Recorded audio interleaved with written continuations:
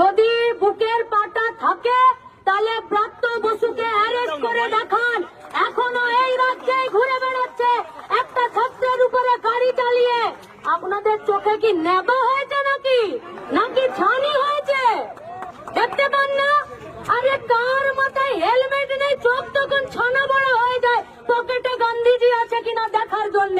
আর বড় বড় চোখ নিয়ে দেখতে পেলেন না একটা বাচ্চা ছেলের উপরে রাজ্যের শিক্ষামন্ত্রী গাড়ি চালিয়ে দিল।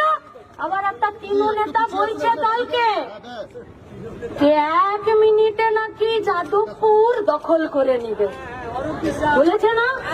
আরে ওটা একটা ইউনিভার্সিটি, নাম যাদবপুর, ওটা কলা বাগান নয় যে বাঁদরেরা দখল করে নেবে।